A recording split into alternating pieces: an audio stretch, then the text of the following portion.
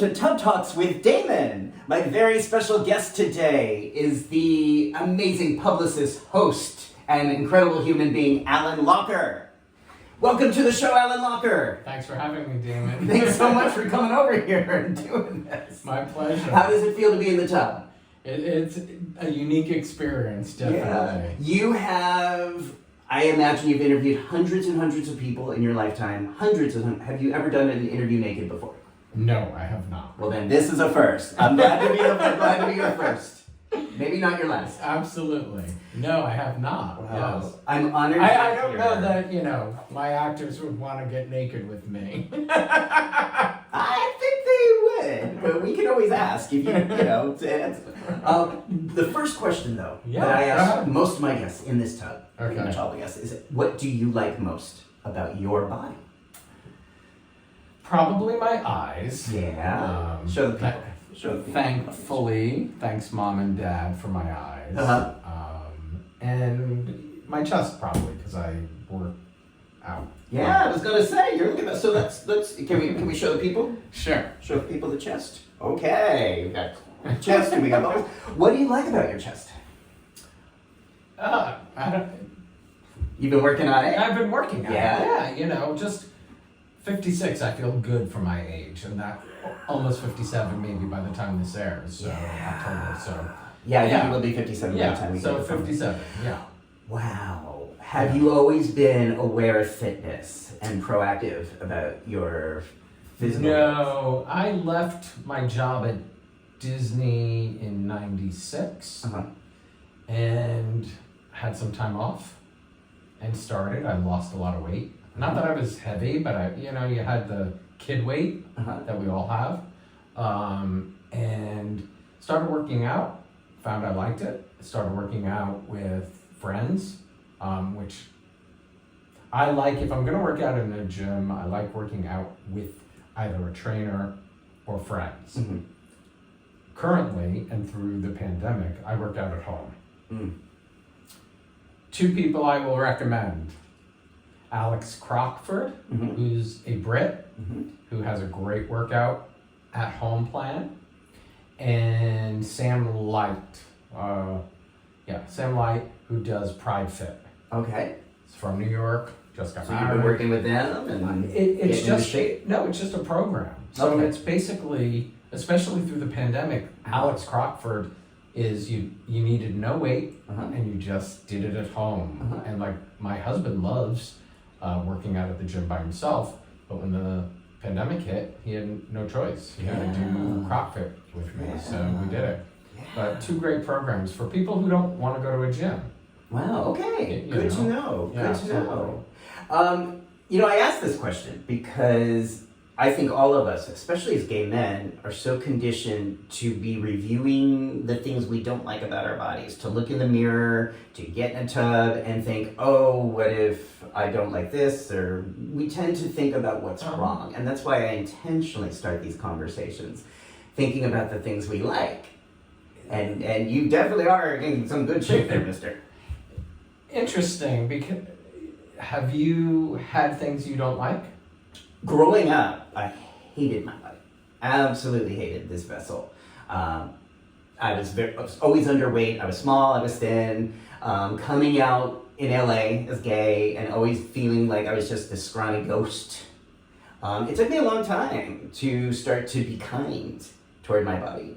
And of course, what often happens is once we change our attitude, and once I started being nice to my body, it actually started like I wanted to do more exercise. And once I started to exercise, I started getting bigger and getting more muscle and feeling good. But the mindset was for the longest time.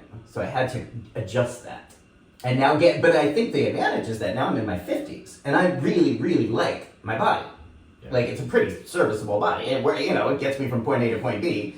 And most of the time does what I want it to do. So I'm digging it. I mean, I think, 57, I feel quite happy. I also have 2 new hips because I've had surgery because I needed new hips. Hip replacements? Yeah. Okay. Yeah, absolutely.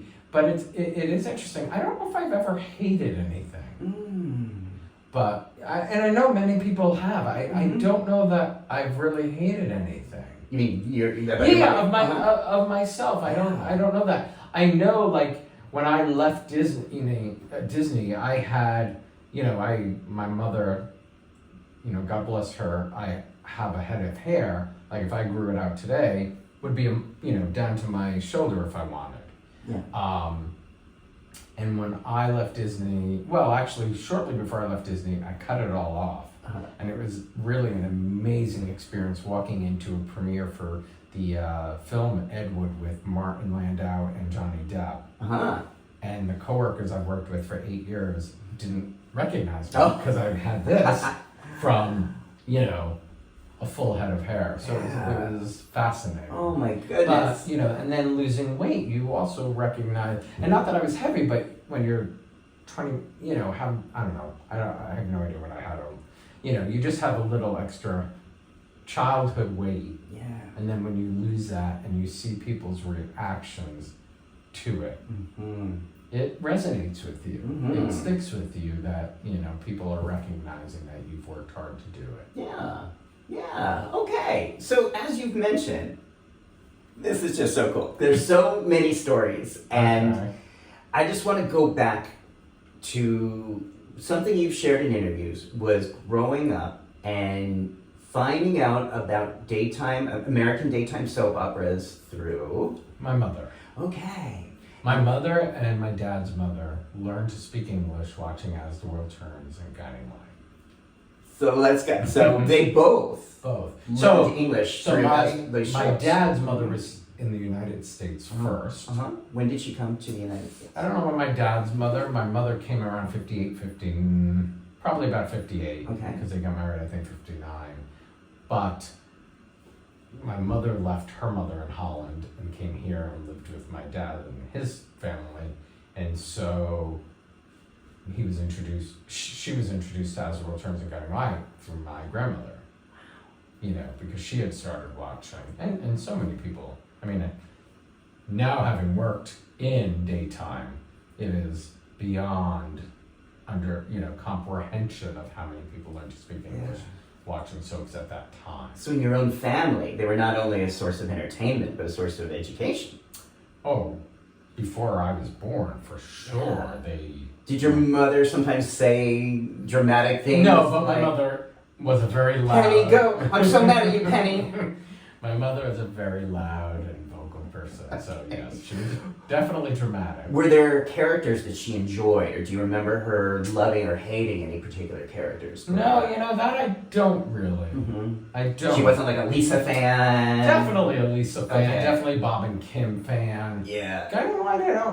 Probably a Roger and Holly fan.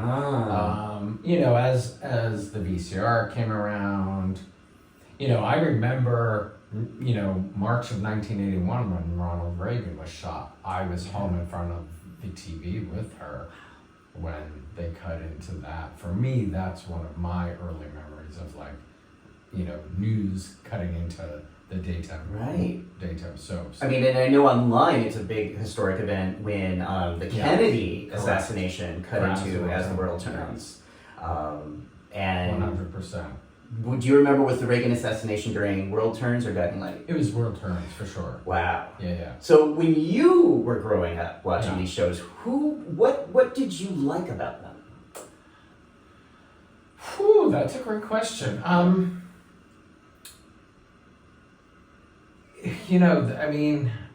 know what it was. I definitely emotionally could connect. I could cry. If Reva was crying, I was crying. If Kim was crying, I was crying. I've said this before also in interviews. I have never since, and that was probably the only time, calling CBS when they fired Scott DeFreitas as Andy Dixon, because I couldn't understand before working there, how could you fire a Dixon Hughes member of the family? For me, it was like, he was, I probably wasn't far off in age from Andy at that time, or, so it had a real impact on me, losing him as a character on that show. Wow. And then, working there made, learning how things like that happened still didn't make it easier because, you know, I was a fan of the show and met so many of those actors when I was a fan. Right. And then, you know, Jay Hammer, who was a good friend, as a fan, was let go shortly after I arrived. It was so difficult to watch, like, those type of people. Right. Be let So go. before we get to that, Yeah. growing up, Yeah. watching these shows, watching this history, and those were some pretty incredible years creatively.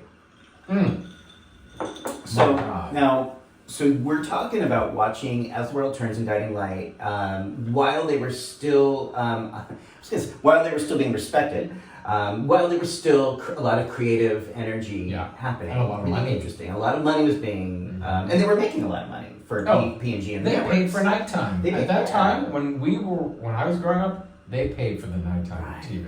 Right. So you were watching as characters like Holly and Roger were getting together. Yeah. I mean, I definitely would see that when I got home from school. But probably the Four Musketeers and Reva's early years is when the DVR started coming into play. And VCR. VCR. What did I say? A DVR. DVR. Oh yeah, not DVR. Not yet. We VCR. were there. Okay, so Yeah, Four the VCR. Musketeers. So this was an example, one of the rare examples where the show started to feature young people in a way that really worked. Oh my God. And I say rare because all the shows tried to do this, but very few ever did it well. Guiding Light was one of the shows in the early 80s that had the Four Musketeers. Mindy, wait, don't tell me. Lou Jack. Nope. No! He's not a for it. Oh, shit. Mindy Beth, Uh-huh. Philip and Rick. Okay. Mindy, Beth, Philip, and Rick. They were in high school. Correct. And they were played by 4 dynamic actors who are all still doing incredible work today. But this was 40 years ago. And they just... So did you enjoy those stories about young people? Or did you prefer stories about the adults? Both. So like Bob and Kim, Yeah. couldn't tell you. I mean, that's why I think I called about Andy. Like, how could you fire their son? You know, I enjoyed both. 150%. And it really was the Four Musketeers, well, really when Lou Jack and Beth got together. Philip didn't like that. And Philip, he created an explosion where Beth got blinded, which every fan will remember. And the New York Daily News did a story because Guiding Light used a real blind school to, they used students from this real blind school when she was blinded. Wow. And they put the address of Guiding Light, 226 West 26th Street, in the newspaper. And I got on a bus from New Jersey and went to the studio and hung outside that studio to meet Guiding Light people. Wow. And that's really how it all really began for me. And the woman who ran the blind school on Guiding Light is an actress by the name of J. Smith Cameron from Succession. Oh. Did you watch Succession? I saw like the first season. She a main character. She played Jerry, who worked for the father. All. Wow. You know, it's funny, I just walked past that studio today, because my office is right there at 26 in Broadway. Yeah. So I just walked past today, the Sherry sign is out Sherry, there. yeah. And it's between my office and the sexual health clinic where I went today, because as part of using PrEP, I get tested, through the Chelsea Clinic. So I walked past there frequently. I have for other reasons. But I didn't realize that was where Guiding Light was being filmed at that time. Many Oh my years. God. Yeah. Right in the middle of the city. Yeah. Now, do you remember when Kim Zimmer started as Reba? Oh yeah, for sure. What, as a young person watching the show in real time, what was that like to see that energy appear on your screen? I don't know if I fully remember that. I mean, I remember the scene with Chris Burnell, and then just her and Robert Newman just were electric. Did you get to see the show in real time where the infamous scene where she dubbed herself a slut of Springfield? Yeah.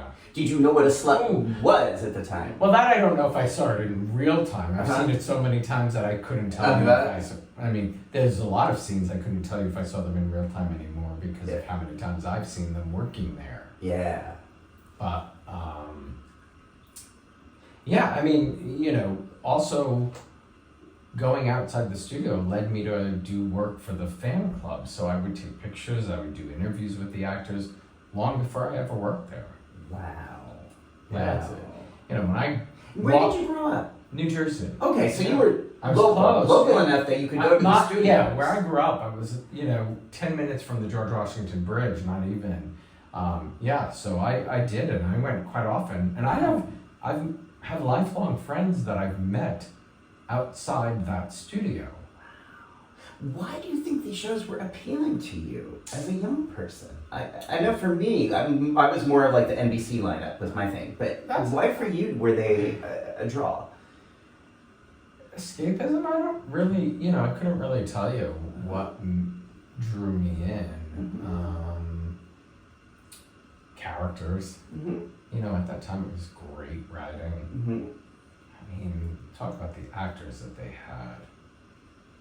Larry Gates, Bill Rorick, Beverly McKinsey, Ken Robert, Jay Hammer, Susan Pratt. I mean, it was just, and then the young people, and then Nick, I don't know if the sort of Santa Claus based character I got, who was part of the Four Musketeers story, was incredible. Okay. Yeah. Wow. Yeah.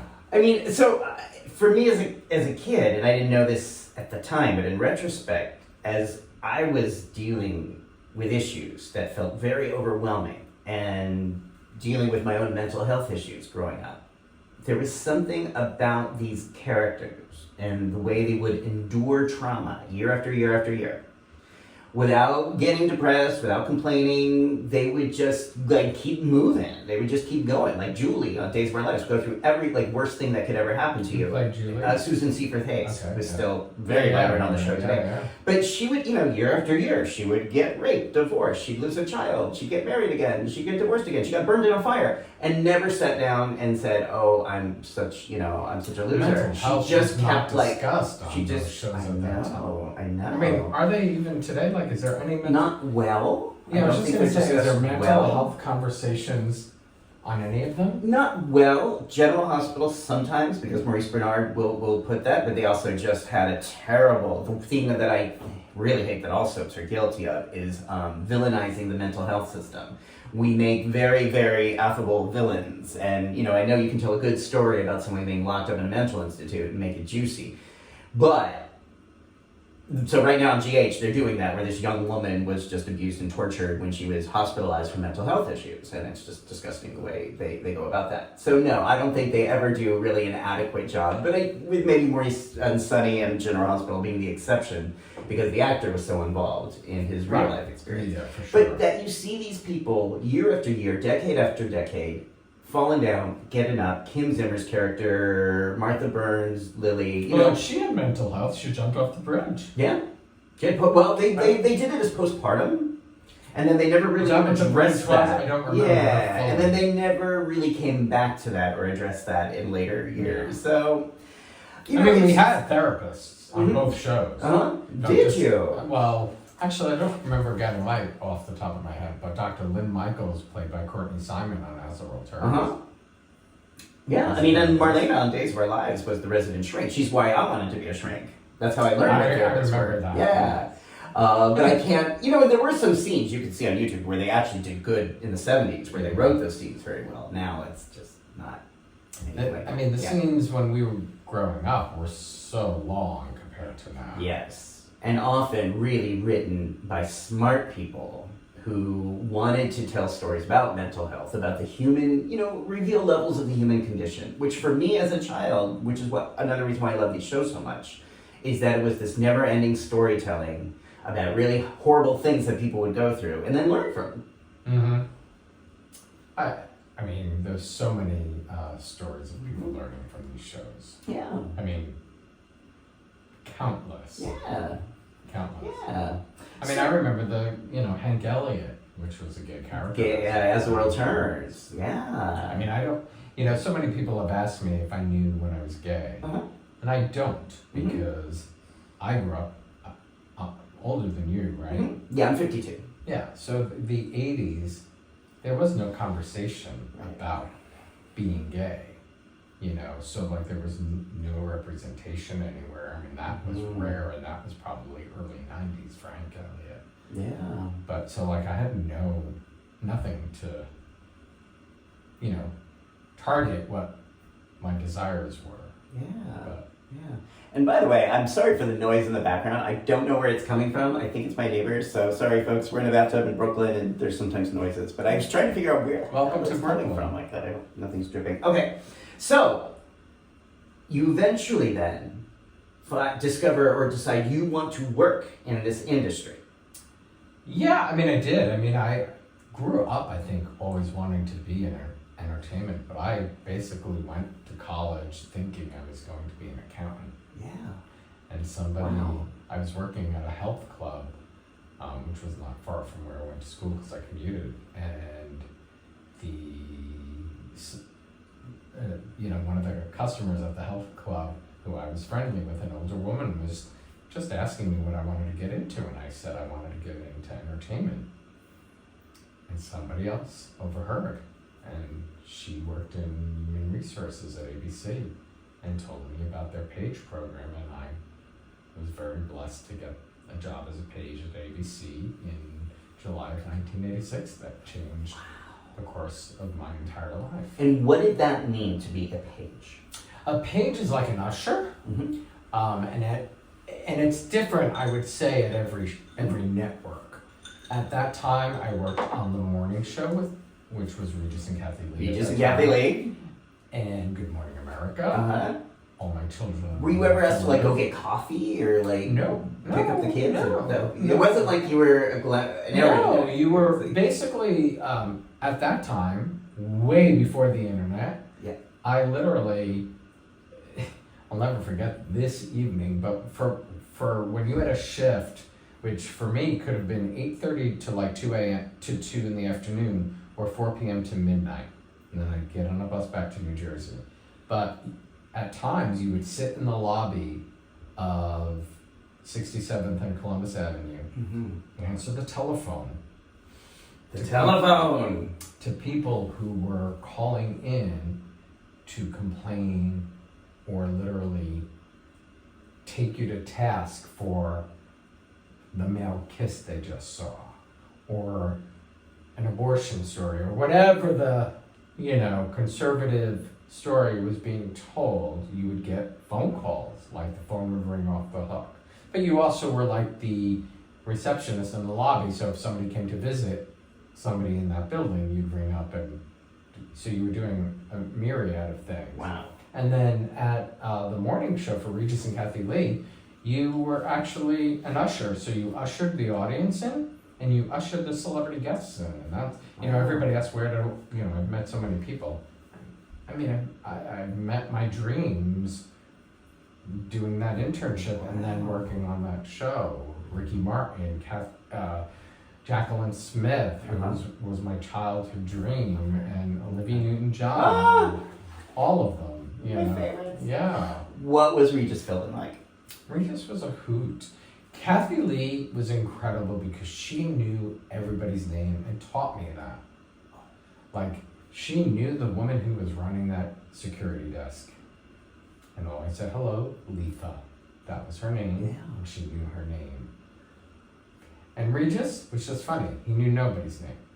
But he was able to get away with it because it was Regis. He's a man. I don't know. It was just Regis. You know, I think he tried, but he had no clue. You know, he was clueless in that respect. But it was, you know, I was really blessed that woman overheard a conversation and changed the course of my life. And I also used the opportunity. Like, there were a lot of pages who weren't looking to be in entertainment. They did it as a part-time job. I did it because I wanted to be in entertainment. So I absorbed everything around me, took every internship possible, and was very lucky. And what was that relationship like between Regis and Kathie?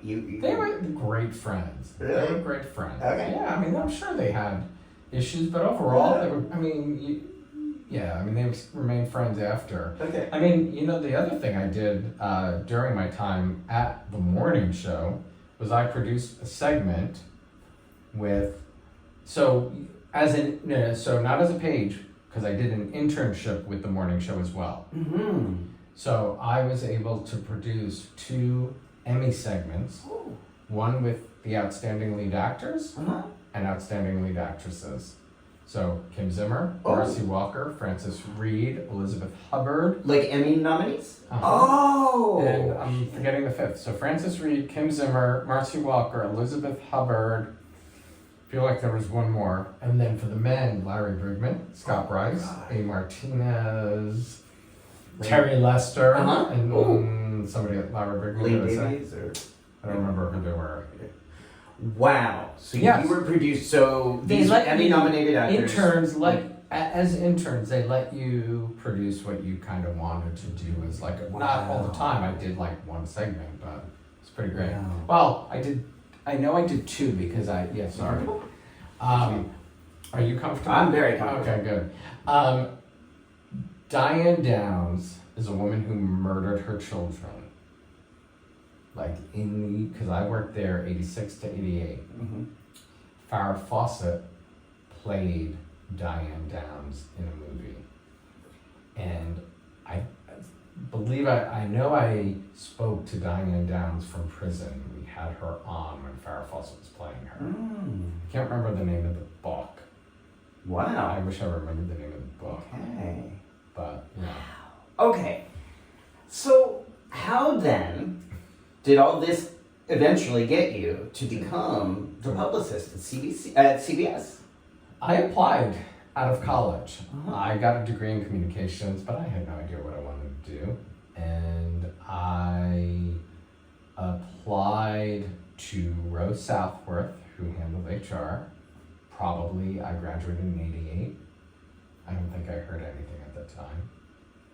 Then I spent, the page job. Then I got a job at Disney working in movies, doing PR for 200 movies. And then spent a year, 96 to 97, at Rubenstein Public Relations in New York. But I think when I applied to Rubenstein, at the same time I went back and applied to Roe. There was no job open, but Roe said, I'll keep your resume on file. A year later, in July of 1997, she reached out and said they were restructuring their PR department at Procter & Gamble. Would I be interested? Ooh. 100% interested. And basically that was it. I actually remember my office was next to the Hilton Hotel in New York. And I remember Roe calling, and I ran out of that building so fast across the street to call her from a payphone. Because I wanted that job. Right. Desperately. Oh my goodness. And I started August of 97.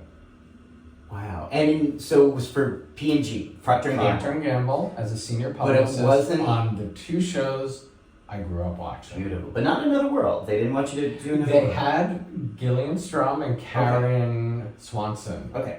working on So they were Another World. just As the World Turns and Guiding Light, the 2 shows that you had enjoyed, that had been in your family for generations. And Mom was still alive at that time. It was pretty incredible. Wow. Yeah. Okay. Now you had been to the studios before, or had you? Yeah, You had seen where the magic happens. Well, I don't know if I had been as a fan because they had moved from 26th to 44th at some point. So I can't really say that I had been as a fan to 44th Street. Which one? Guiding Light when I moved okay. to 44th Street. I had never been really to World Turns. Okay. Guiding Light was the only one because I don't even think I probably could have figured out where World Turns was, but. And that was, As the World Turns was way out in Brooklyn, right? They were first at the Broadcast Center, Okay. then Brooklyn, then back to the Broadcast Center. Oh. Okay. Yeah. Okay. So, as somebody who grew up watching these shows with your mother, and they had been in your family, what was it like to go in there now as an employee?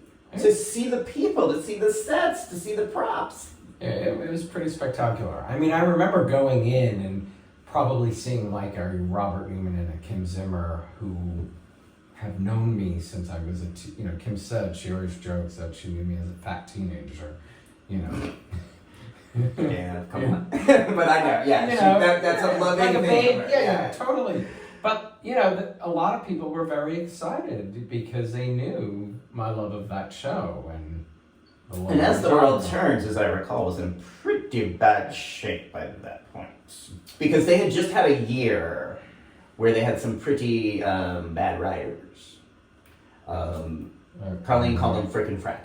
It was just a really creatively a bad year for the show. They had just gone through this year that the fans hated and the ratings dropped. So, but it started to recover in '97. They started to get back to character-based stories and started to. I mean, that's so hard. When you work on shows that have been around forever, you watch and then reading breakdowns and watching, there's too much in your brain. Yeah. I know. I have no idea. Right. I can remember things from days where I lived in the 80s, but I can't remember where I left my keys right now. Yeah. 100%. I can remember more about watching Guiding Light during, I think, that time than I can about during the time I was there. I mean, there's highlights when I was there because... So your job was to get these shows publicity. Correct. And in the 90s, that meant Soap Opera Digest, the soap press. And what other ways did you want to get attention for them? Any way you could. Any way you could. It was difficult.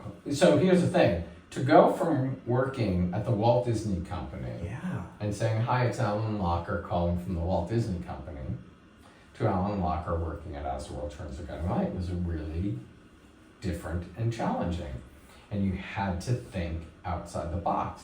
And I'm proud of a lot of stuff I did there. Reva and Josh were getting married. I believe it was their third. Might have been their second, but I think it was their third.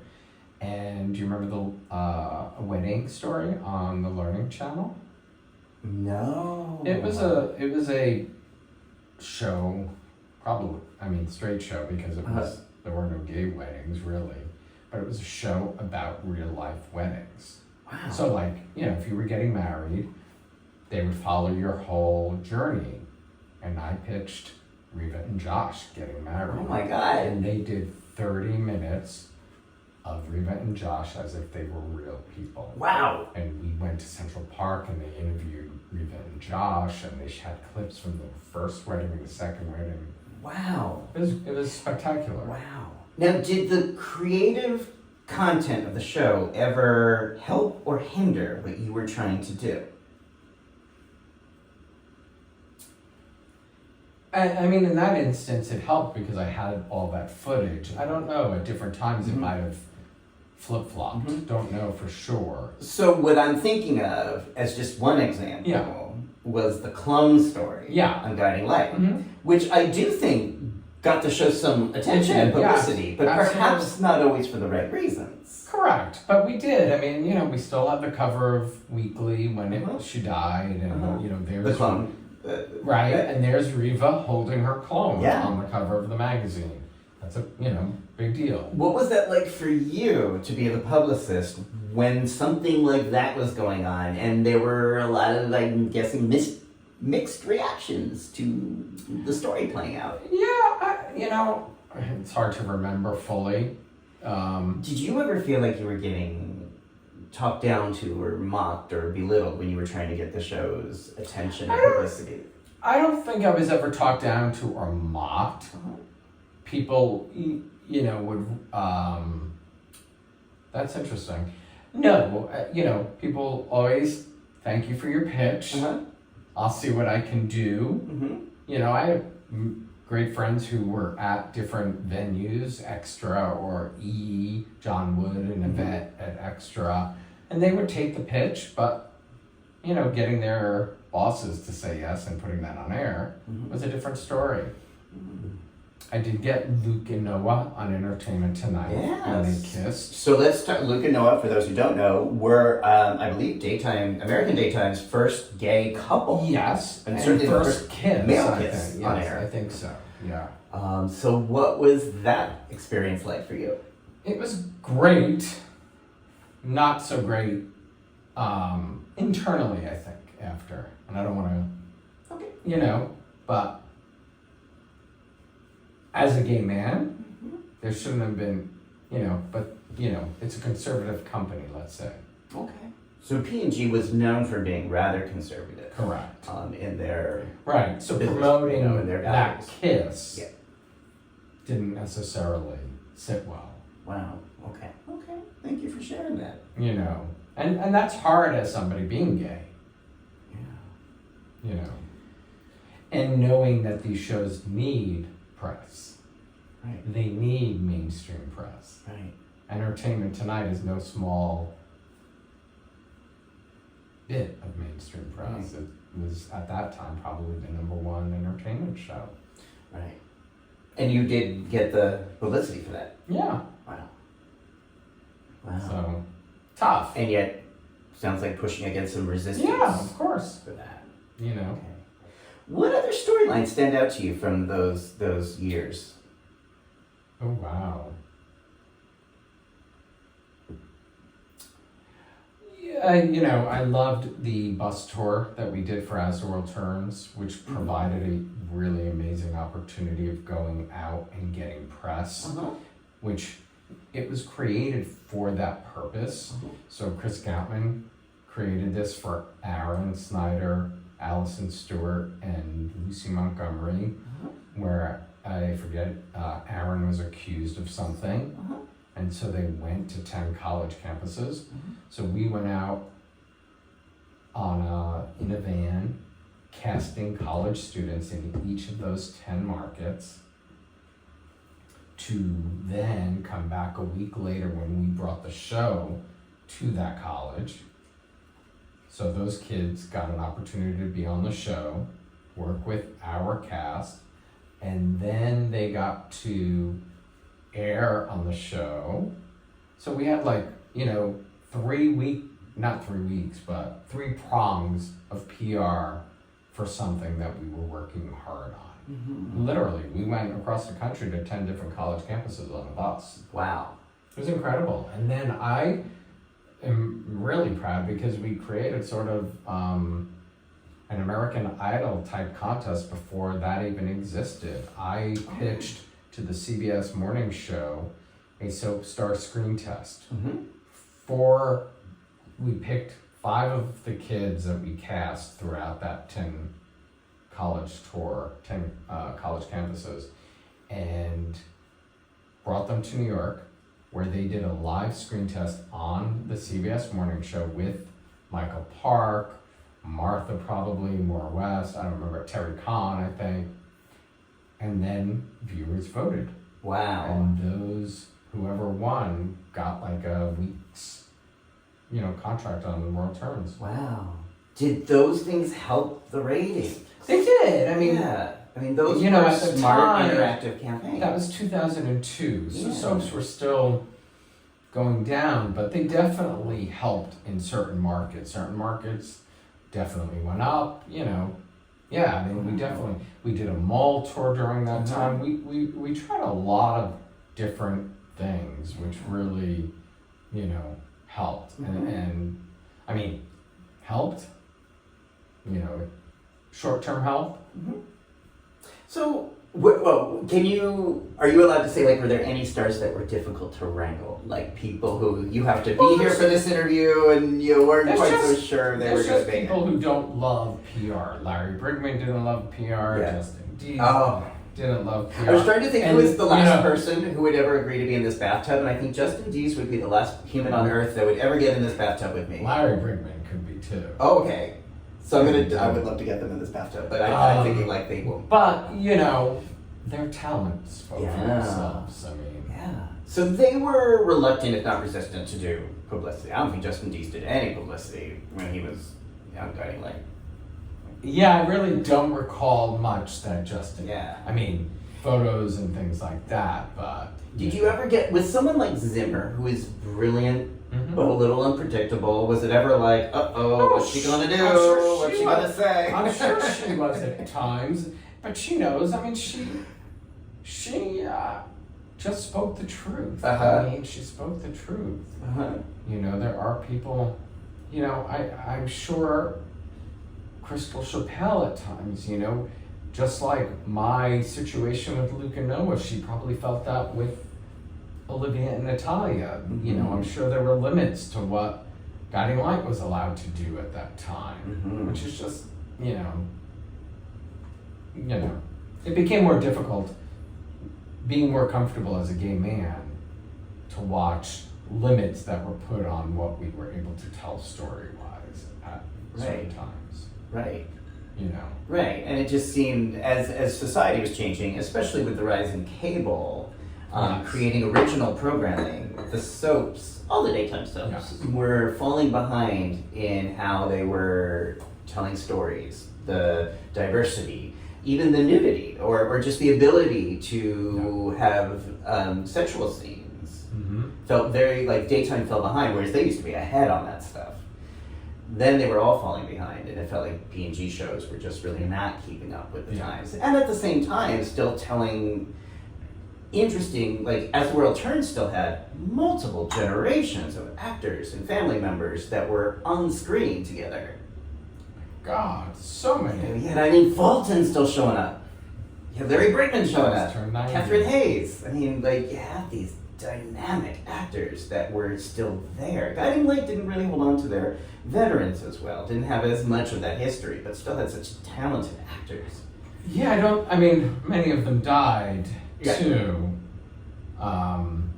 You know, I came in after the Michael Zaslow thing, thankfully. I mean, just thankfully in the sense of from a PR standpoint. You know, and it still presented not problems, but difficulties in terms of trying to navigate what had happened. But are you allowed to say what had happened? You know, no, because I wasn't there at that time. Okay. You know, I think we all misspeak at times, Mm-hmm. and I, you know, and I also think it's easy for us to judge, but when you don't really understand what's happening to that person, they made a decision that they probably regret. I don't know that for sure, but it's hard. You know, I think, you know, I've known many people since Michael's passing who have had ALS. Yeah. So for those who don't know what we're talking about, and I'll just say, like, because I only know from a public point of view, but that Michael Zaslow was a very popular actor on Guiding Light, very beloved, a very just great actor, good villain. Yeah. And in real life, the actor developed ALS, and then was Lou Gehrig's disease, and then was at some point fired or removed from the show. Yes. Seemingly because he couldn't work, but then he came on to One Life to Live and had a recurring role where he showed that he was still able to work, and that was a bit, you know, this is also when the internet started to be a place where fans could talk about soap operas, which I do want to ask you about as well, and that was, so there were ways that we could talk about these things or hear about these things, but maybe sometimes spread things that weren't true, which I think happened a lot. What was that like in terms of this new technology? How did that impact your work? That's a great question. There were mainly message boards at that time. There wasn't Twitter. Right, it wasn't like the social media today. It was like these message boards that just had words, and you go into a thread and then see people talking or fighting about, about Carly and Jack that day. Yes. I think we were all just trying to figure it out, really. It became, I think, difficult when people started sharing things. You know, you didn't know who was writing, and somebody might give a story point away. You were trying to protect story. I think that was damaging just for the whole industry as well. I loved, and I'm sure you did, as a teenager, a Friday episode of whatever show you watched, and you had no idea what was about to come. That, like, I'll never forget Vanessa Maeve Kincaid running Reva over with her car because she was popping pills, I believe, and Reva was pregnant, I think. You know, had no idea. I remember calling a friend, you know. Or one of the times James Stenbeck came back into town and you knocked on Barbara's door. You didn't know that was going to happen. You knew nothing, and it made it much more exciting. Yeah, and I do think in the industry, again, all the shows started to give Soap Opera Digest or the media, some of the storyline things that are coming up, and I don't think that helped the ratings. Correct. In my opinion. Yeah, I think, same with primetime shows. Yeah. Yeah, but soaps were different. You want to be on the journey. I wanted to be surprised. I didn't want to know every actor that was coming and going or who was going to come back from the dead. I wanted that element of surprise. If it's a Friday afternoon and you have 8 characters on an airplane that crashed, I don't want to know who's going to survive till Monday. You knew Friday was going to be a good show. Yeah, and they were really scheduled that way. The shows were designed and written and produced so that there would be a cliffhanger on Friday, and you'd have to think about it all weekend. And then a news break and would fuck that up. Excuse me. Oh French. yeah. Yeah, that was. Because it would move it to a Monday or something. Or the Iran-Contra hearings in '87 was a disaster. The O.J. Simpson trial. It was a complete disaster. Okay, let's talk about Peapack. Okay.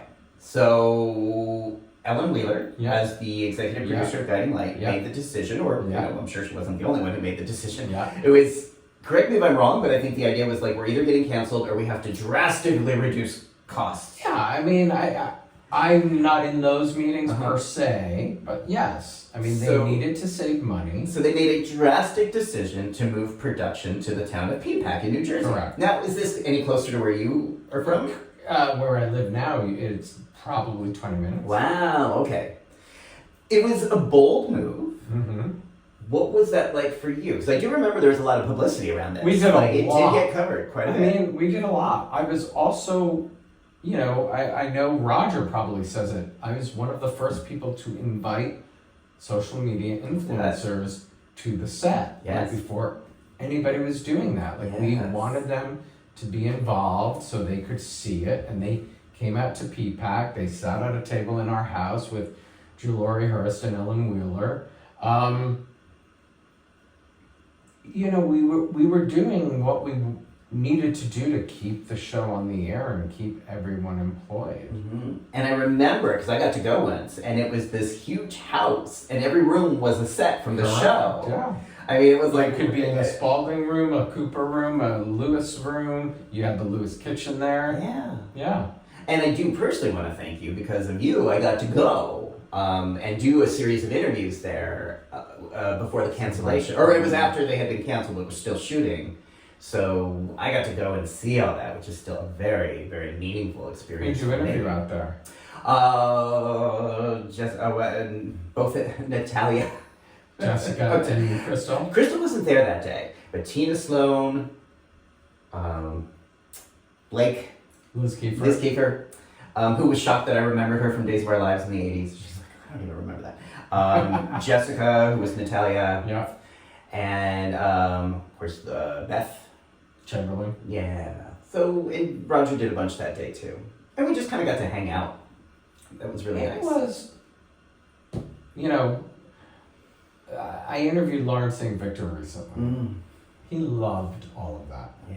He thinks, and I do too, I think being able to shoot outdoors, we sadly had to do things cheaply.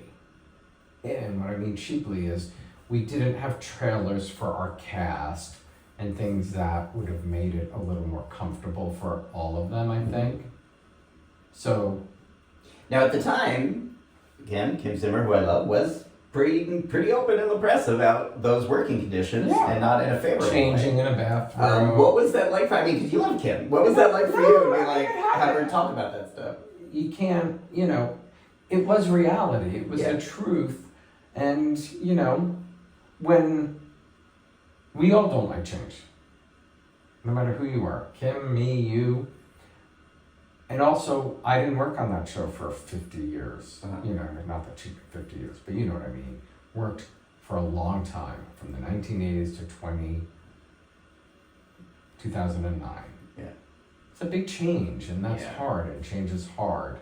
And, they had a comfort of their dressing rooms, and changing, it's just difficult. I think it just made it difficult, and some people were willing to go on that journey, and some just not didn't, they resisted. Mm-hmm. They were a little more resistant to it. Now, in that last year is when the famous Otalia storyline we mentioned earlier. It did feel like they let that. I was surprised that P&G was allowing that story. You had two women who were identified as straight who started over a period of a year. It wasn't, it was a really slow, really well written story where these two women found themselves having romantic feelings for each other all of a sudden. And eventually accumulated in a romance. How was that for you to get to do that at the very end of this experience? It was great. I mean, and I think Ellen and Jill did a phenomenal job. They were very invested in telling that right. And I think so were Crystal and Jessica. Yeah, the actresses. Yeah, I thought everybody, I just thought this is what soaps can do well. Each of these women had a long history, or, Crystal had like a 10-year history. And then just to suddenly reveal this new side, this new experience that was exciting and confusing to the characters, and get the audience to get to go along with you. I just thought that was beautiful. I agree, but they didn't do, they were allowed to touch that type of thing. But they were also adults compared to Luke and Noah, who were kids. So I don't know the interplay of P&G at that time. But it's a shame. I mean, as gay men, we know what it's been like trying to watch media allow this to happen naturally in a progression. Mm-hmm. Like, I loved the TV series Glee because there was no show during my childhood that just allowed kids to be who they are. Mm-hmm. And I felt just what they did was amazing. Yeah. And that's why it's so popular. Yeah. Okay, so Guiding Light canceled in 2009. As the World Turns, about 15 months later. How was that for you? Hard. I found out March 31st of 2009. I was signing a lease on April 1st, 2009 when we made the announcement that it was canceled. And, had no idea what was going to happen. And I worked through December of 2009 on Guiding Light, and the other publicists, Lisa and Kristen, worked on World Turns through the end. How was it? As a worker and as a fan. It was, it was so hard on so many levels because also I had a trip, I think, to Provincetown during the last week that they were filming and couldn't be there. So I wrote this incredible note to everybody, because I really, it had a huge impact that I could not be there. From your, now in retrospect, 13, 14 years later, why do you think we lost these shows? Well, ultimately, I do think it was CBS's choice. They didn't renew it. Because? Because they could create those talk shows and whatever other food shows or whatever else they had for a lot less money that they were paying Procter & Gamble, really. Do you think there was any way that these shows could have remained financially sustainable? I don't know. The thing that I always say is that if the streaming platforms had figured out their business models prior to those shows being canceled, prior to All My Children and One Life to Live being canceled, I feel like one or two of those four New York shows might still be on the air today. Yeah. And just for evidence of that, Days of Our Lives is still on the air because Peapack Correct. is streaming it. Right. It's not being aired on television, it's now streaming. It went there how many years later? Right? On Peapack? Yeah, like 13 years later. Yeah. So. Right, just a year ago. Yeah. Right. So. Do you think there'd ever be a way for them to come back, given the streaming platforms, or if there was someone who wanted them? Okay. My personal feeling is when they left the building, P&G let them leave the building. Yeah. I think there were a lot of people who had ideas when they were canceled to try and save one or both in some format. I just don't know that, I mean, P&G created them so long ago. In 1937, Guiding Light was created on radio, and whoever created, executive wise, are long underground, and things have changed so drastically in media, in the packaged goods industry, that the reason they created them was to promote soap when there were 3 networks. Now there's 1,000 networks, and I don't know that any packaged good company believes it's a worthy business model. It's crazy. I was in public relations. I wasn't in the business side of things, but that's just my take. Like, I just don't know that, it was created at a time, 3 networks, women were home. I mean, the world has changed drastically. I think it's what I've learned through the Locher Room, there's interest. I don't know if it's enough necessarily interest to warrant the investment. If somebody, we look at, you look at how quickly these shows move today. It's nothing like, Kim and Robert did in the 1980s. They had time to rehearse and, make a brilliant story happen.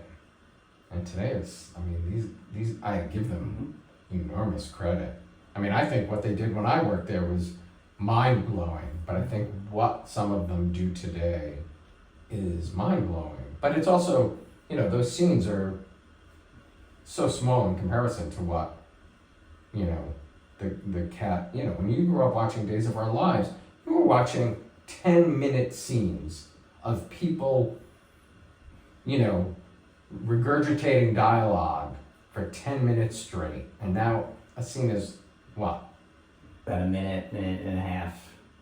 That's a huge, so I don't know the answer. It makes me sad because I do see, the incredible connection these soaps have had with the audience. The fact that I'm hosting a show today that people watch because they want to see somebody who was on 40 years ago blows my mind. And they know more than me, you, the actor who even performed those roles. They made such an impression on the audience, but it was a time where there were 3 networks and not a lot of choice, and today there's just too much choice. Interesting. See, I appreciate your opinion, and I really don't know. I don't know if they're sustainable. I don't think the 3 that are left on network TV are necessarily thriving financially or creatively at all. I don't know. And I don't know how, if there's a way to do that. I think fans love to blame writers and producers for, Yes, they blame Ellen Wheeler. Yeah. And Ellen, this is my biggest peeve. No matter what executive producer you as a fan don't like, they never set out to tank a show. Yeah. Nobody, is working to tank a show. Granted, I do think the multiple people involved could be problematic. I'm fascinated reading Tom Lasante's Ryan's Hope book that comes out in October. Yeah. And I didn't grow up on that show. But my God, there was so much drama. They had so many problems with recasts early on and writers and things, and that just makes it very challenging. And then I really think, a power that be on whatever network if they didn't grow up or have that connection, they don't know. Scott DeFreitas. Yeah. I don't know what it was at that time. Was it money? Was it story? He was an integral part to As the World Turns. John Dixon's son, Kim and Bob's son, Franny's brother. I think because these shows have gone through so many incarnations with so many different people in the helm and different writers who may have never had a connection to these shows, they're doing it by what possibly they like, not necessarily what you, the audience, and me and you, the audience, like. Right, and I think that was a problem. And then you also have, in a case like P&G, you have the sponsor, you have the networks, you have the producers, you have the actors, the contracts, the managers, all of that. So there's a lot. I mean, I get it. I get there's a lot. Oh my goodness. Okay, so this goes by so fast. You're so amazing. I definitely want to we have a little time left. I just want to talk about, let's go back, or fast forward to 2020. I think we can keep going, but I want to fast forward to 2020, COVID hits. Yeah. Everyone is in shock, everyone's at home, everyone's figuring out what this Zoom thing is, and suddenly you decide you want to contribute and help our world. Yes and no. Okay. Yes and no. Tell me the answer, what's the I had a job I had for 10 years, lost it literally when the pandemic hit, which for me was a good thing because it was a great 10 years. I needed a kick in the ass to get out. So that ended March 20th, and I was home those next basically 2 weeks. And because I did PR for As the World Turns, on April 1st, it was the day before As the World Turns' anniversary. I don't remember what anniversary in 2020, but it was the day before their anniversary. 56 to 2020. Something like that. And my husband's good at math, not me. And so I was on Instagram Live, and if anybody at home was on Instagram Live in April of 2020, everybody was doing a one-on-one interview. That was all Instagram allowed at the time. As the pandemic went on and people were creating shows like I was, they allowed you to include more than one person.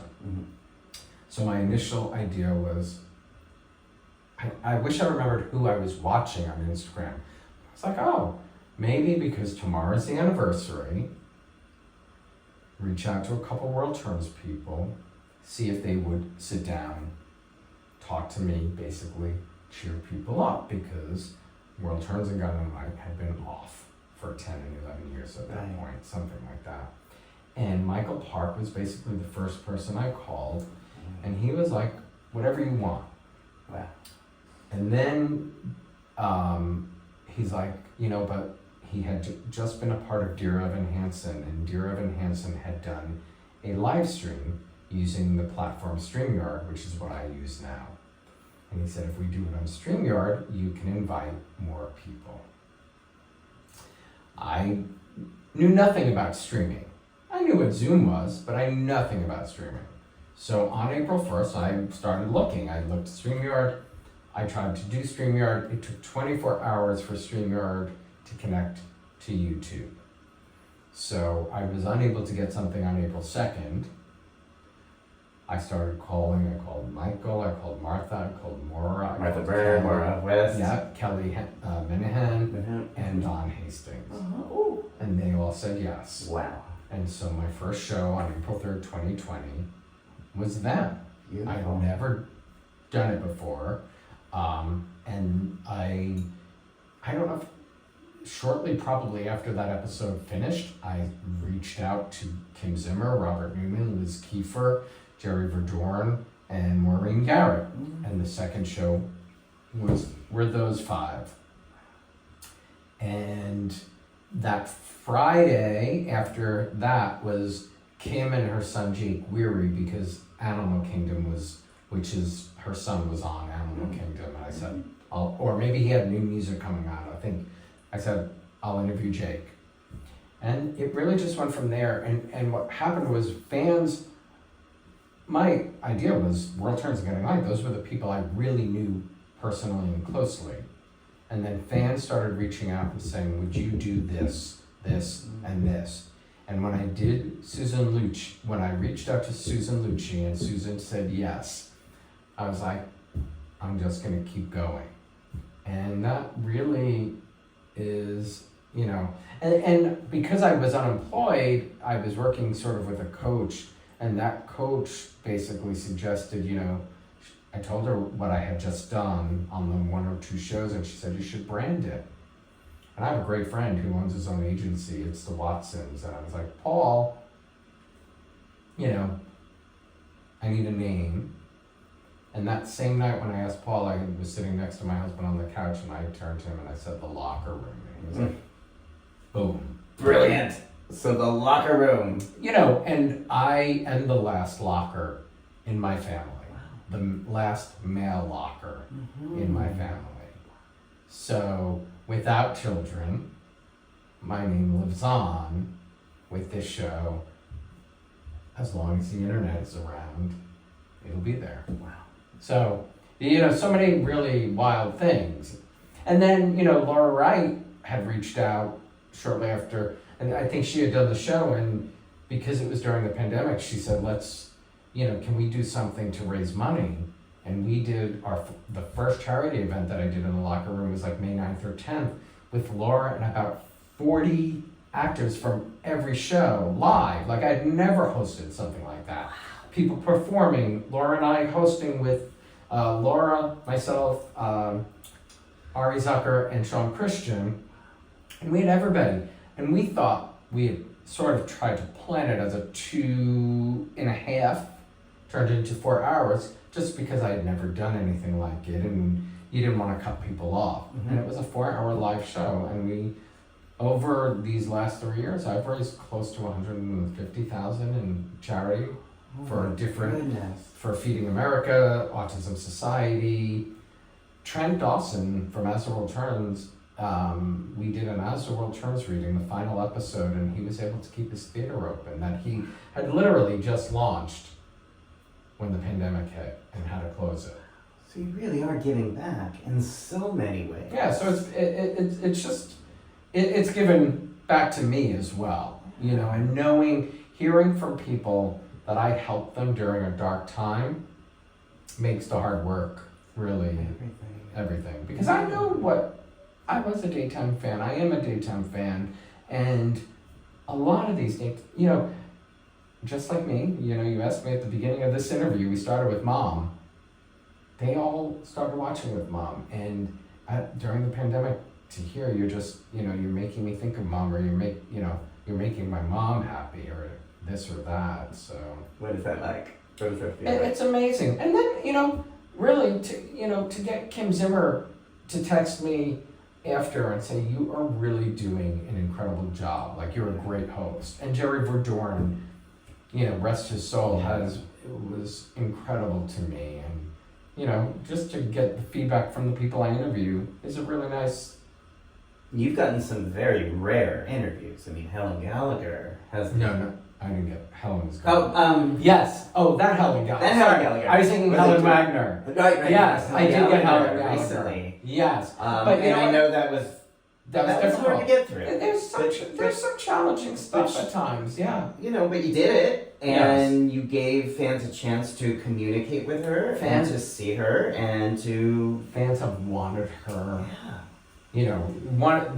The one that I regret not being able to get, and we were talking about doing it as an audio, was Lisa Brown. Mm-hmm. Lisa Brown, hands down, was the most requested person. And now she has passed away. Yes. You've interviewed, I think you've been for a few actors, you've been the last interview, I believe, with Jerry Verdorn. Jerry, Jackie. And I know Jackie, I believe, did the very last interview with you. Kathy Hayes. Did you know Jackie had been ill at all? I didn't know Jackie had been ill. Jackie Seaman, by the way. Yes, and I didn't know Jackie. Yeah. I knew who Jackie was, of course. And she's a Jersey girl like me, and I found her spirit incredible. She's amazing. Yeah, she was. And as far as no one seemed to know that she had been. There's a lot of them who COVID don't like illness. to. I think it was cancer.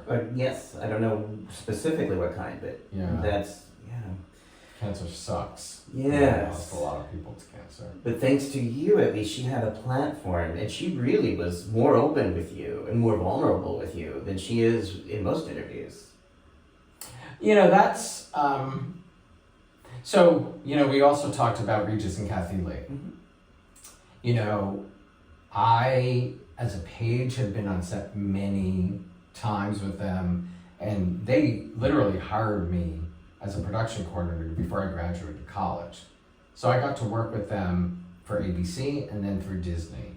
And sometimes you don't realize until decades later what you've learned. And what I've learned from Kathie Lee and Regis is be prepared. And, I don't know everything about soaps. I am no soap expert, but I try to be prepared for the interviews as best as I know how. Yeah. And that's something I really learned from them. And I think that's what I think to some degree viewers see or resonate with. I don't really know, but I appreciate I respond to everybody. I appreciate the fact that they're taking the time to watch what I'm doing. Yeah. And I love how sometimes live during you get some actors and writers who were there to interact. Yeah. Like I saw during the Ryan's Hope, during Helen Gallagher, some of the actors from Ryan's Hope were coming in. Rosanna Leota was in there. I miss some people too because it's hard to do. Oh, I know. It's very hard to do. I'm the the host and you can't read all the comments all the time. You miss them. But Jill Laurie Hurst, I know, is interactive on the show. She's been a godsend. Welcome to the tub anytime. By the way, Jill, anytime. She wouldn't come in. Don't say never. Never say never, maybe. But that's the other thing I didn't. Because I thought to do Instagram, I didn't think everything through. And the other thing I didn't think is what it would do for the actors and the people behind the scenes. And I've had so many notes from actors and production people about thank you for reconnecting me with this period of time. And that means like Kim or Robert or anybody or Helen Gallagher, Malcolm Groom, thank you for bringing Helen back to me, or all of that. We go our separate ways, and we still love these people who you work with or spent time with, but life goes on. But it's been a great way for people to reconnect, and that was the added bonus of not knowing what would come from doing this show. Wow, beautiful. People with a few minutes left, I do want to hear more about Conversations with Alan. Tell me how this came about. So, my parents are Holocaust survivors. Actually, I didn't know that till today. Yeah. So my parents were Holocaust survivors, and it took me till I was about 28 years old to really understand the impact of what they went through. When Charlottesville happened, my mother was gone already, my dad had been gone, but it really angered me, and I wanted to speak up and do something. But at that time, I had no platform. And then in December of 2020, after I launched the show, a friend of mine had released a book, Yvette Manassas Corporon, who is an author. She's on her third or fourth book at this point. Released a book, Something Beautiful Happened. And it was about Something Beautiful Happened is the title. Yeah, okay. Yeah. Mm-hmm. And it was about her Greek family who saved a Jewish family during World War II. Mm. And I wanted to have Yvette as a guest. She writes about her cousin Mindy Corporon in the book, who lost her 14-year-old son and father to a neo-Nazi who killed 3 non-Jewish people because he wanted to kill Jewish people. When did that happen? That happened in April of 2014, I believe. Her son was 14 at the time, and her dad, because they had 2 sons, so the mother and father were at the lacrosse game with the other son. Granddad took the 14-year-old to an American Idol audition at a Jewish community center. And that's why that neo-Nazi shot them, because he thought those 2 people were going into the Jewish community center were Jewish. Oh my God. And so I wanted to interview Mindy, and I wanted to have an somebody who was an expert in anti-Semitism as a guest. And Yvette put me in touch with Mindy, and Mindy basically created conversations with Alan. She said, you now have a platform with the Locher Room, why do one show? And I've done about 20, I try to do one a month, and it's really about the rise of hate, anti-Semitism, and racism. And as a gay man and a Jewish man, I have hate coming at me from many sides. And so I feel, those shows, please watch them. Yeah. I'd like more views because I think those conversations can change our world around us. Yeah. But a celebrity guest will get more views than something that's talking about a serious subject like hate, anti-Semitism, or racism. Mm-hmm. And to me, I always end, I really always use the line, conversations can change the world, and we should all do our part to stop hate in all its forms. Mm-hmm. So that's Thank really, you. Wow. yeah. And it is important. I think, so the platform you have are soap fans, but soap fans are very loyal. They are, and they do watch, and they thank, when I do something about, anything outside the soap world, I will get people who say, thank you for introducing me to this person or this topic or this book. That, is a happy moment for me when I hear Wow. that, because, that is what I'm trying to do. I loved talk shows as a kid. I watched them all. I worked on them. My mother watched Johnny Carson. I loved Joan Rivers, so in that respect, but. So the link to that's going to be down below, but it's Thank you. Conversations with Alan. And that now has a separate channel as well, because I think part of YouTube's algorithm, because most of my audience came from daytime, that's what YouTube focuses on. Yeah. But I would like, I just think there's important, the world is a dangerous place right now, and I'd like to, I have this platform. I did not understand what my parents lived through. You and I would not be in this bathtub if not for the people who risked their lives to save my mother and father. And the people who saved my mother and my grandmother, where my mother lived on a farm for 2 years at the end of World War II, risked 11 lives, mother and father and 9 children, to save 2 people they did not know.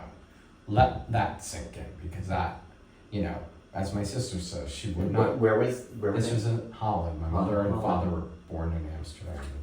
So this. This was a farm about 30 minutes outside of Amsterdam in a town called Bunschoten. So this mother and father with 9 kids? Yeah, well, I will actually, so their 17-year-old son went to their mother and father to ask them to take my mother and grandmother in when they came upon them. And So the 17-year-old son convinced his mother and father to risk 11 lives to save 2 strangers. How long did your mother and grandmother live with them? 2 years. My grandmother never left the house. My mother, because she was dark-skinned like I am, could pass as one of their children or cousins, and went to school and went to church with them.